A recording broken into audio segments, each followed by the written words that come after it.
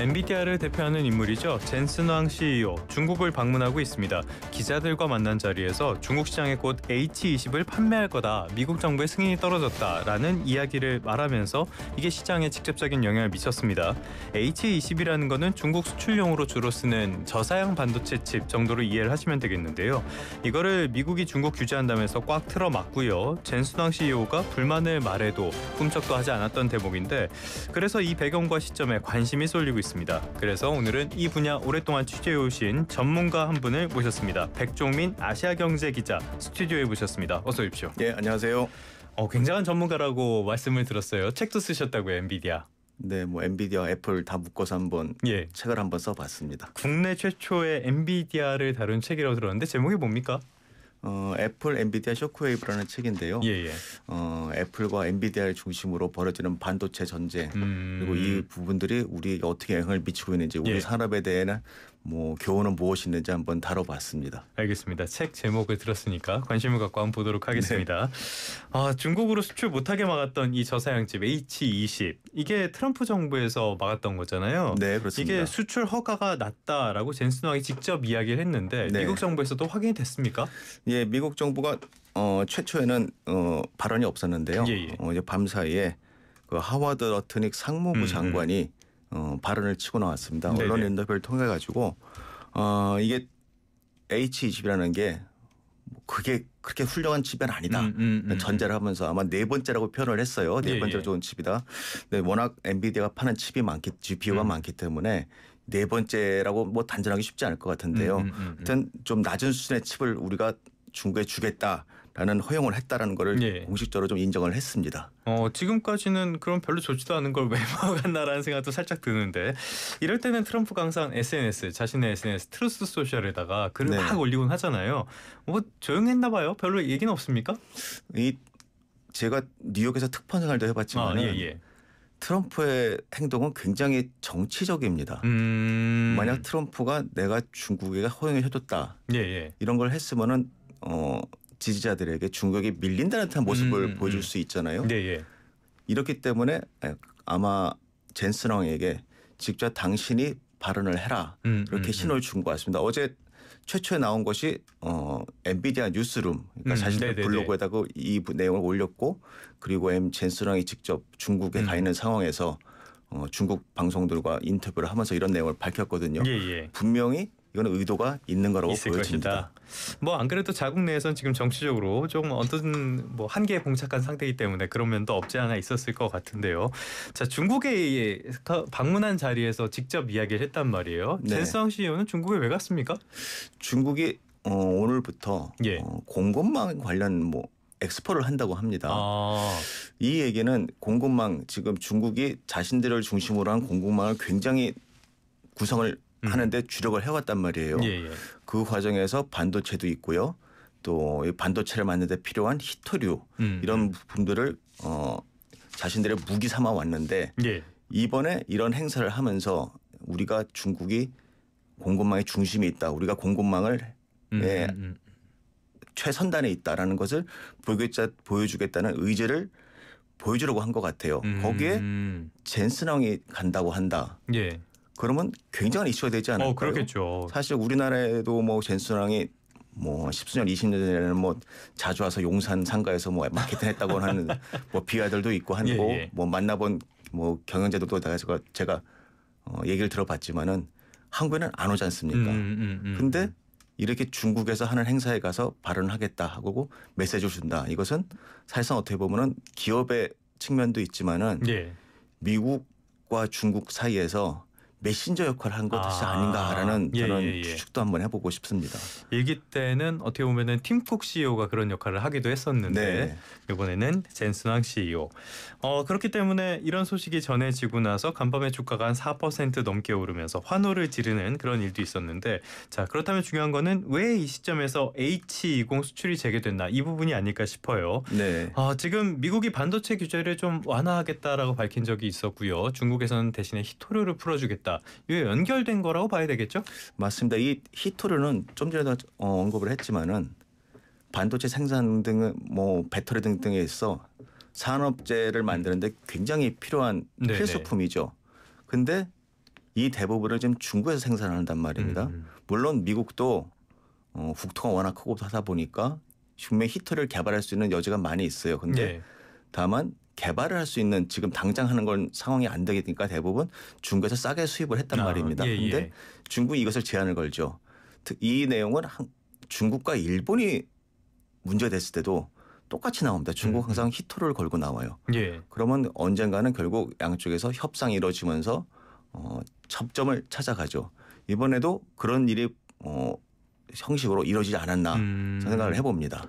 히토율을 풀어주고 이쪽에서는 반도체를 좀 지금 오늘 풀어주고. 아까 러트닉 상무부 장관도 우리가 히토르와 협의하면서 중국의 GPU 칩을 팔기로 했다 이렇게 발언을 했거든요. 네. 분명히 이 히토르와 GPU 서로 간에 주고받은 그런 거래가 아니었을까. 트럼프가 좋아하는 거래. 예. 그렇게 판단해봐야 하는 게 맞을 것 같습니다. 참 그래서 처음에 의아했던 게 트럼프가 중국이 히토류 카드를 꺼내들 거를 모르진 않았을 텐데. 그럴 리가 없죠. 예, 그런데 왜 그때는 그랬을까? 참 이해하기 어려운 부분들도 있고요. 아무튼 간에 중국에게 이 반도체, 인공지능 반도체 수출을 제한하는 게 중국 쪽에서는 굉장히 뼈아픈 조치이긴 한가 봐요. 뼈아프면서도 네. 어떻게 보면은 자국 산업을 살리기 위한 빌미를 준 걸 수도 있죠. 아하, 네네. 이것을 자세히 보셔야 되는데 가장 재밌는 것은 제가 이번에 딥시크에서 모든 일이 시작됐다고 저는 생각을 하는데 중국이 모든 발표를 하면서 예. 단순하게 기업 입장에서만 발표를 정하는 건 아닙니다. 분명히 당과 협의를 하고 그렇겠죠. 거기는. 그런 일정을 다 정할 텐데요.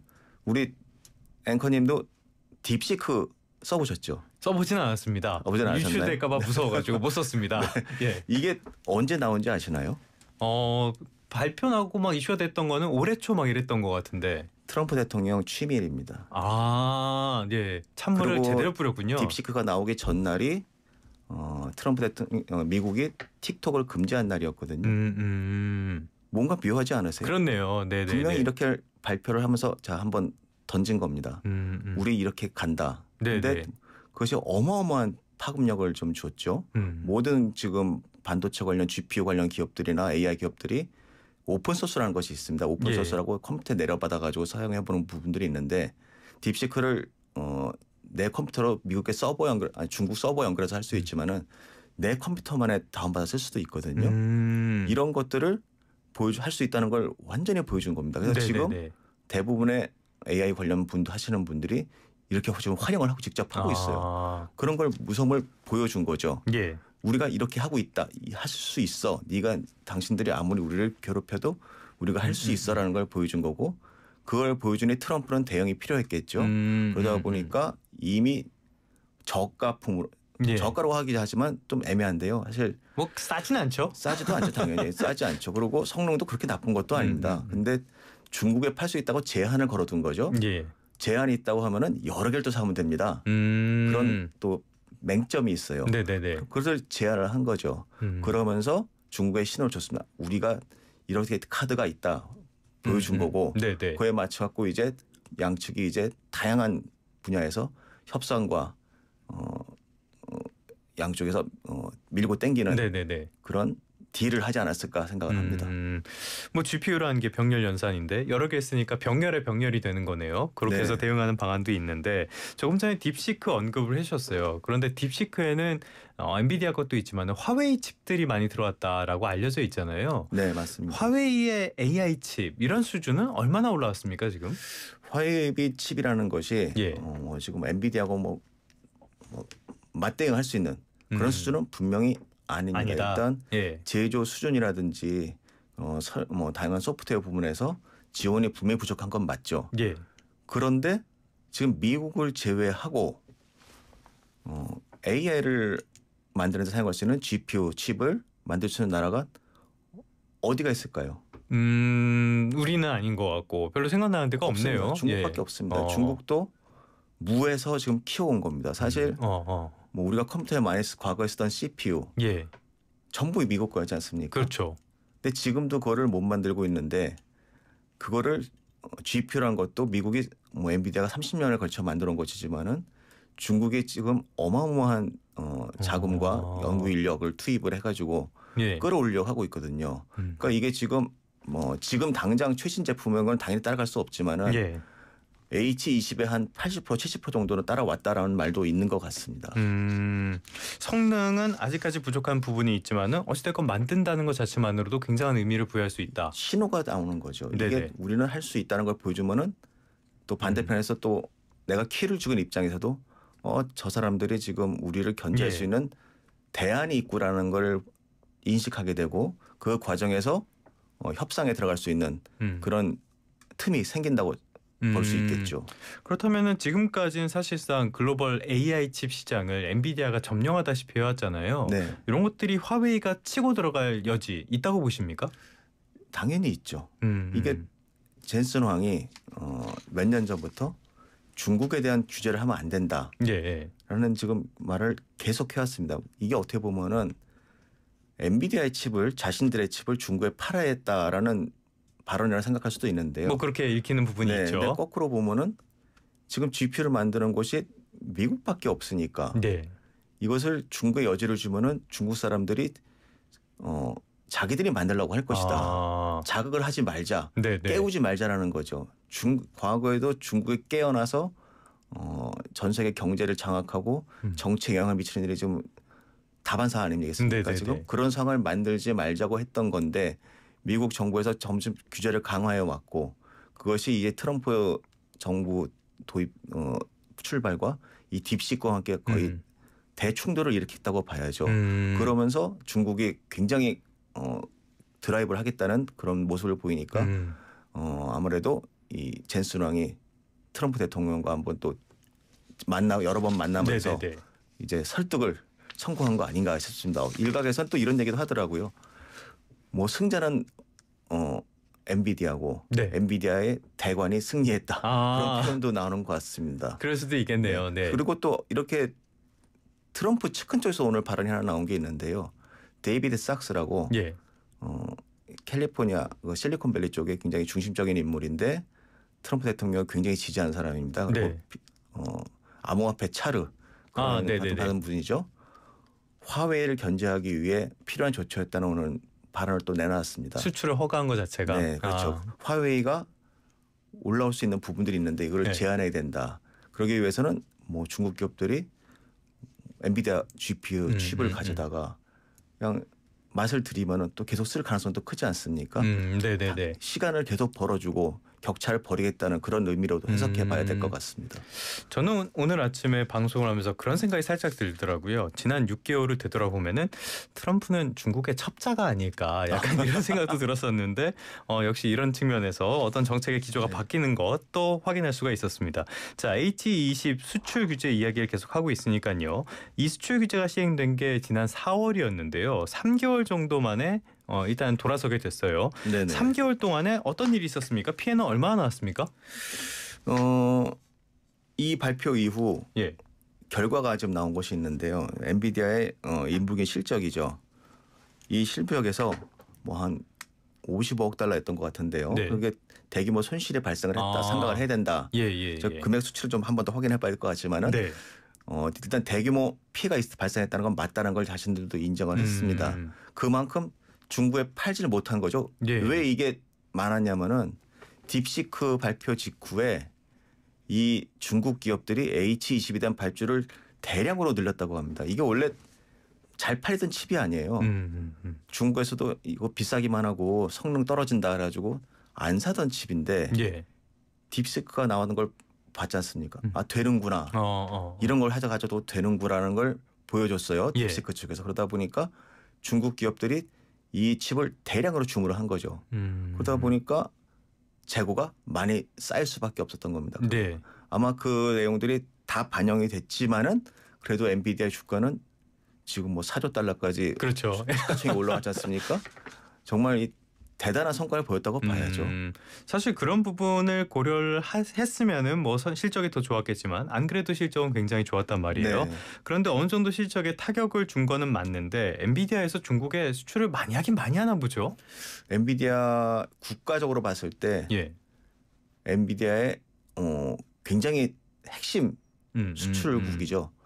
대만은 생산을 해주지만은 GPD 그 TFC를 통해서 소비를 하지는 못하지 않습니까? 아, 그렇죠. 예. 근데 소비처는 결국 미국 아니면 지금 중국으로 좀 이해를 해야 되지 않겠습니까? 예. 그러다 보면 중국에 대한 매출 비중이 뭐 20% 가까이 된다라는 말이 나오는데 그 과정에서 지금 H20을 예.